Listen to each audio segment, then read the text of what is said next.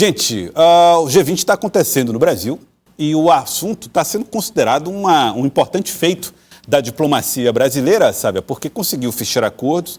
Primeiro, conseguiu trazer, lideranças mundiais para esse encontro da cúpula do G20 com os 20 maiores países do planeta. E também foi momentos de firmar parcerias que o futuro dirá, o quanto de efeito ela terá. Mas até aqui, parcerias sólidas, costuradas em território brasileiro, sabe? Simbolicamente, na prática também foi um encontro importante, inclusive com a assinatura daquele documento final de consenso, esse consenso que teve ali uma resistência muito grande da Argentina, que já tinha anunciado que não ia assinar o pacto, a Aliança Global contra a Fome, que era contra uma série de pontos. A gente sabe que são as 20 maiores economias do mundo, então são interesses, visões de mundo muito distintas. A questão da guerra em Israel, da guerra Ucrânia e Rússia, não tinha consenso em vários pontos, mas conseguiu-se chegar a um documento ali que contemplasse esses vários pontos de vista. Então, é uma vitória também do Brasil nessa condução, nessa negociação que foi feita intensamente nos bastidores, principalmente entre domingo e segunda-feira. A gente lembra que a última e a penúltima reunião de cúpula do G20, por exemplo, não conseguiu chegar a um documento, a um acordo de consenso. Isso ia enfraquecer muito esses compromissos que foram assinados. O presidente Lula fez um discurso muito enfático, principalmente com essa bandeira de combate à fome. A gente viu também uma participação importante do ministro do Desenvolvimento Social, Wellington Dias, e, claro, esses acordos que precisam ser implementados. A gente sabe que muitos desses presidentes que estiveram presentes, eles já estão aí já no fim de mandato. Vou citar, por exemplo, Joe Biden dos Estados Unidos, então muita coisa tem que passar ainda pelo Congresso. Os outros presidentes que vão assumir também precisam levar adiante esses compromissos, mas é um passo importante. Aquilo que o Brasil gostaria, Joelson, que estivesse no documento, esteve. Então, é uma vitória da diplomacia. Aí, olha, e inclusive, sabe, tem uma imagem curiosa, você está vendo aí as informações da Sábia, e as imagens, e tem uma imagem curiosa, uma foto, que é uma montagem, na verdade, um recorte dos vários encontros, do presidente.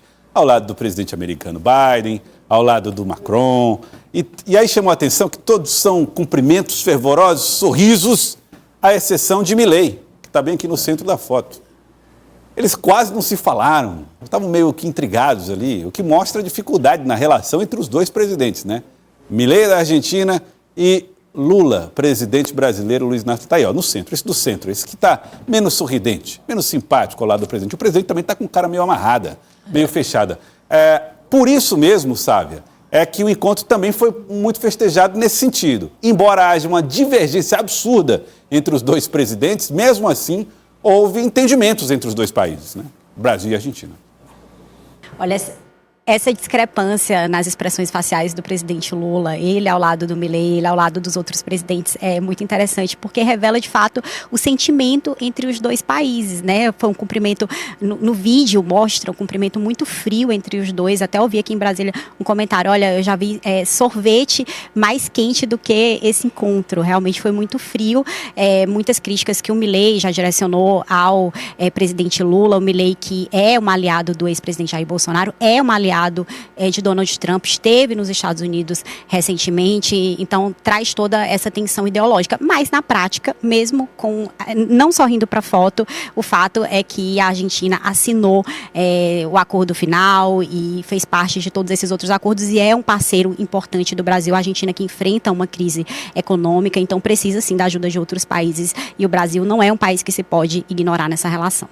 E aí é o ponto, Sávia? O Brasil e a Argentina são parceiros importantes. A Argentina vive uma crise aos trancos e barrancos. A Argentina vem caminhando nesses últimos anos. E aí, meu caro Elivaldo Barbosa, se o cenário é esse, tão desfavorável, se é tão importante essa parceria, vem de cara amarrada, mas vem. Mas vem, o importante é isso, ninguém é obrigado a sair com sorrisos falsos, cumprimentos que não correspondem à realidade da relação dos dois. Há diferenças enormes entre Javier Milei na Argentina e Lula no Brasil, mas isso não importa o temperamento de cada um, o importante é o que eles fizeram no G20.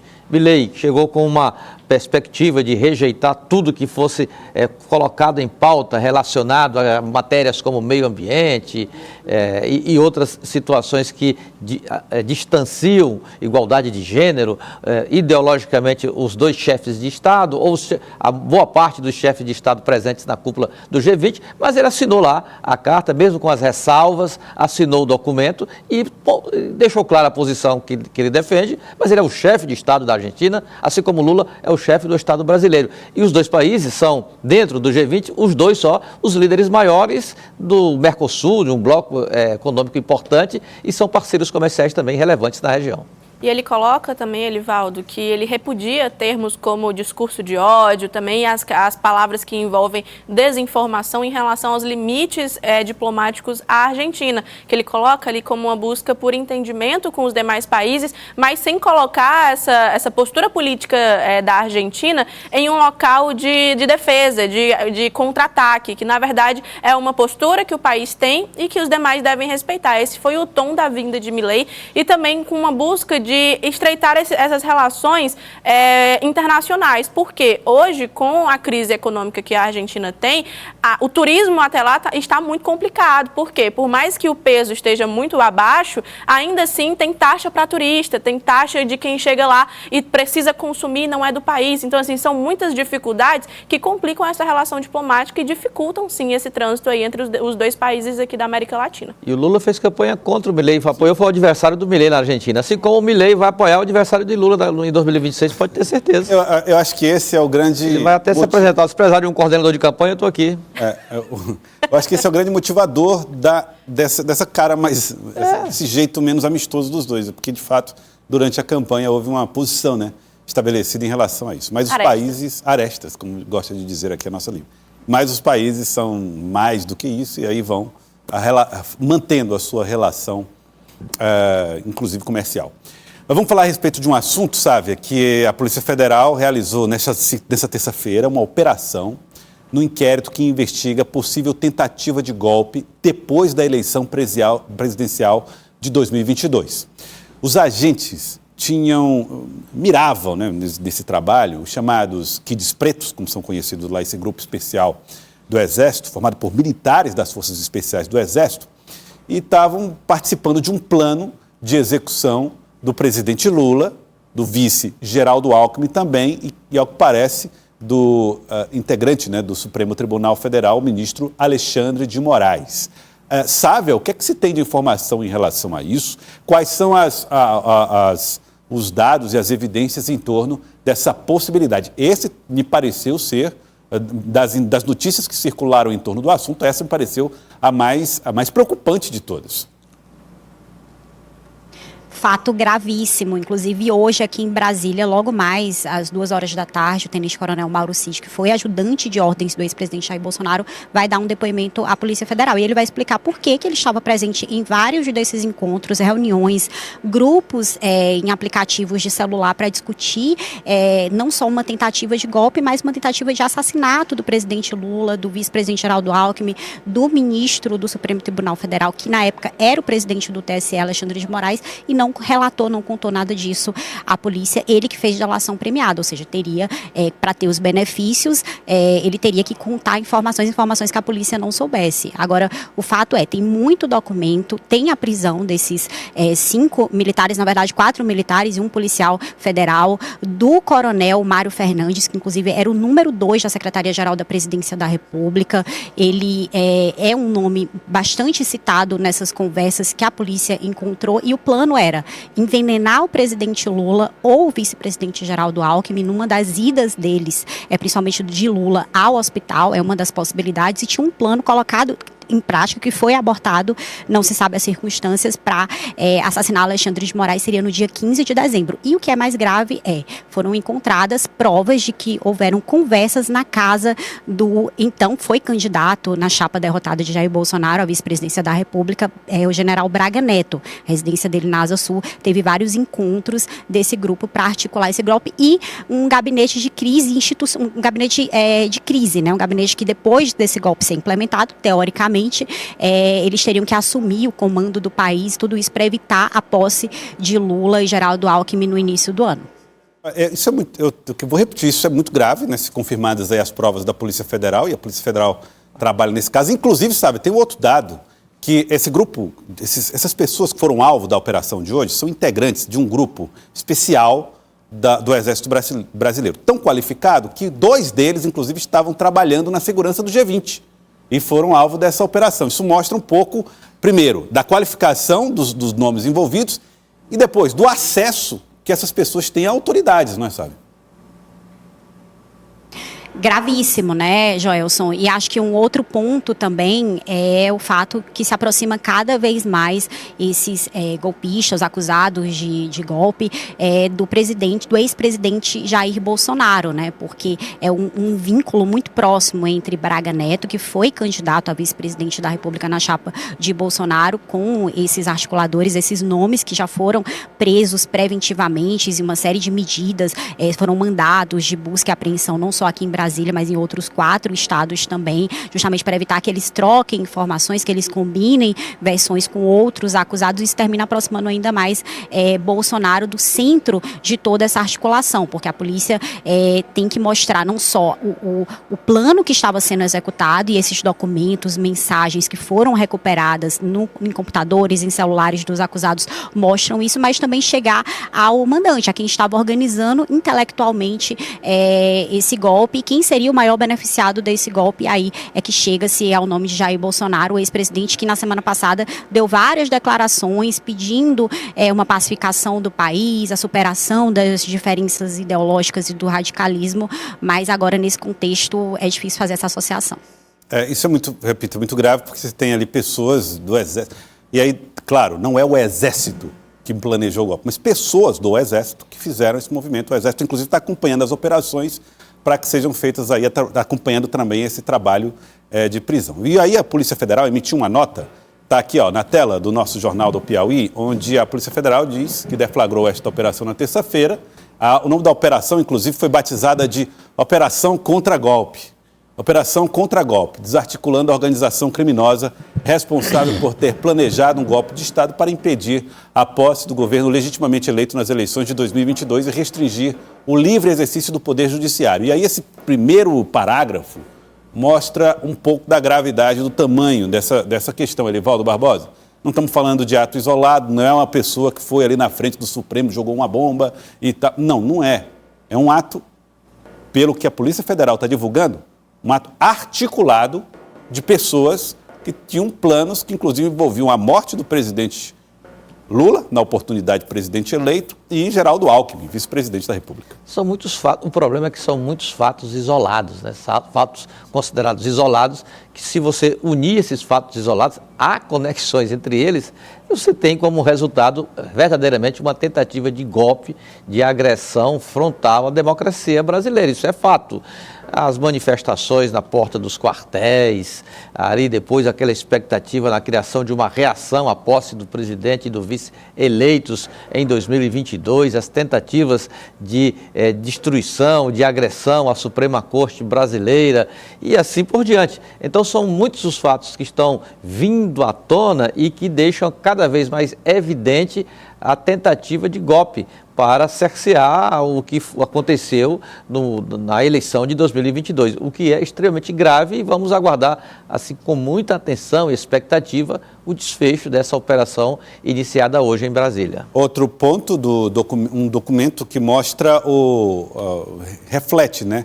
Primeiro, quem são os alvos dessa operação. Isso aqui é o documento expedido pela Justiça autorizando a ação da Polícia Federal contra estes alvos, determinando a prisão preventiva de Hélio Ferreira Lima, Mário Fernandes, Rafael Martins de Oliveira, Vladimir Matos Soares, Rodrigo Bezerra Azevedo, além da realização de busca e apreensão contra Lucas Garelos, Rodrigo Azevedo, Vladimir Matos Soares e da realização de busca pessoal contra Hélio Ferreira Lima, Lucas Garelos, Mário Fernandes, Rafael Martins de Oliveira, Rodrigo Bezerra de Azevedo e Vladimir Matos Soares são os alvos da operação.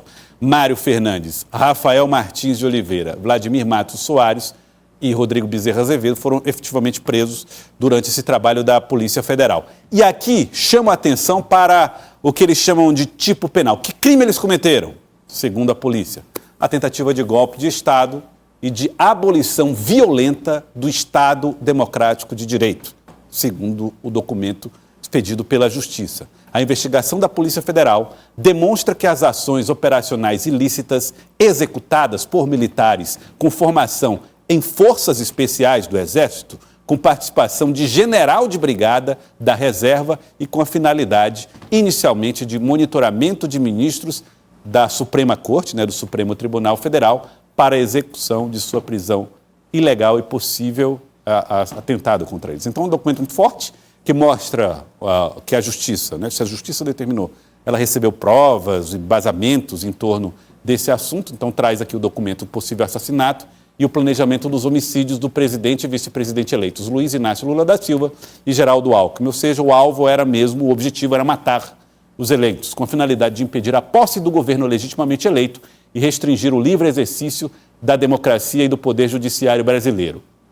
O auge das atividades, segundo a Justiça, novembro de 2022, ou seja, a eleição foi em outubro, mês seguinte começaram as ações. Ao longo do mês de dezembro, houve também ações registradas pela polícia e apresentadas à Justiça como parte de plano para a consumação de um golpe de Estado. Ou seja, a Polícia Federal, ao apresentar ao Ministério Público Federal e à Justiça as suas provas, conseguiu um entendimento de que haveria aí um golpe de Estado. Evidentemente que tem um processo em curso para julgamento futuro, enfim, prazo para defesa, coisas do gênero.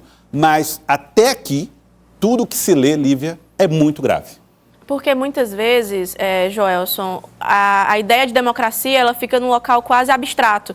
Então a gente acaba esquecendo do que se trata de fato. Democracia é estarmos aqui na televisão emitindo uma análise sobre um fato. Democracia é o João e a Maria irem no seu Instagram, no seu Facebook e colocarem sua opinião política. Democracia é irmos à urna e escolher quem nos representa, ganhando ou não. Então democracia ela é um exercício do cidadão. Então é o ato diário de você poder escolher em qual estado, em qual país, em qual elemento cidadão você vai estar executando ao longo do seu dia e ao longo da sua vida profissional, pessoal. Então, assim, quando você interfere nesse direito do outro ou de si próprio, isso é um fato que vai atacar diretamente e violentamente essa liberdade, não só de expressão, mas de sobrevivência. Então, essa atitude e essa arquitetar esse plano contra o Estado Democrático de Direito, ela é, sim, algo que deve ser penalizado, é algo que deve ser averiguado e investigado, seja qual for o partido político, seja qual for o mandante, mas que tem um mandante. Existe, sim, um projeto por trás. E esse projeto é perpetuar uma ideia política. Qual é essa ideia? É um resquício do que a gente viveu, no caso, eu não, porque eu não estava viva, mas o Brasil viveu há 50, 60 anos atrás. Então, existe, sim, sequelas. A democracia, ela é nova, ela é quase neonatal. São apenas 50, 60 anos que a Constituição ela foi assinada. Então, existe, sim, uma necessidade de estarmos constantemente atentos e fiscalizando esse exercício, essa liberdade de existência enquanto cidadão. Pois é, e está aí a Lívia trazendo essa análise, seriam 34 anos da Constituição desde 1988. E aí, Sávia, eu tenho uma pergunta para você. Como é que está o clima em Brasília? Porque Brasília viveu esses episódios recentes. Você mesmo mostrou aqui para nós interdições na capital federal, perto de sedes de poderes importantes. E agora essa notícia circulando. A gente pode perceber, pelas imagens que você traz aí, as imagens do Diego, que há uma movimentação normal no Salão Verde, da Câmara dos Deputados. Agora, em Brasília, de maneira geral, como é que fica depois desses anúncios, dessas investigações? Olha, depois da semana passada, que de fato houve uma tensão com aquele atentado na frente do Supremo Tribunal Federal, há um clima de apreensão, mas esvaziado pelo feriado. Amanhã também tem o feriado do Dia da Consciência Negra. Hoje a gente vê que o plenário, aqui logo atrás de mim, o plenário da Câmara dos Deputados também está esvaziado, a maior parte dos deputados em sessão à distância. Então é um pouco difícil medir ainda essa repercussão, também pelo fato de que hoje o assunto do dia seria o G20, que inclusive segue acontecendo no Rio de Janeiro. O fato é muita apreensão e muita curiosidade também para saber o que é que a Polícia Federal vai trazer de novos elementos desse caso, né? Algumas informações já foram divulgadas, o próprio ministro Alexandre de Moraes liberou essas informações do inquérito da Polícia Federal, mas tem muitas outras informações, principalmente depois desse depoimento do Mauro Cid, que acontece hoje à tarde aqui em Brasília. Agora, o senador Flávio Bolsonaro, filho do ex-presidente Jair Bolsonaro, já se manifestou no X, né? Ele disse, Joelson, que por mais que seja repugnante pensar em matar alguém, isso não é crime. Então, é a linha de defesa desse grupo, e ele fala também que decisões judiciais sem amparo legal são repugnantes e antidemocráticas. Então, critica a decisão judicial e deixa subentendido que o fato de ter se pensado ou planejado um crime, mas não executado, de fato não classificaria aí a necessidade de uma penalização, o argumento de Flávio Bolsonaro. Eu achei até estranho o posicionamento de Flávio Bolsonaro, porque eu acho que o ideal seria preservar as investigações, né? Esperar até onde elas apontarão. E eu acho que no caso de um golpe de Estado, não existe golpe tentado. Se você tentou o golpe, você já cometeu o crime, porque se você muda os comandantes, aí ninguém vai ser julgado, você mudou todo o Estado de Direito, enfim. E aí, enfim, o atentado democrático já me parece ser suficiente. Mas, claro, as investigações aqui vão apontar, vamos aguardar tudo que será dito, como disse a Sábia, muita coisa para acontecer, inclusive Mauro Cid, né? O tenente-coronel Mauro Cid deve prestar depoimentos hoje.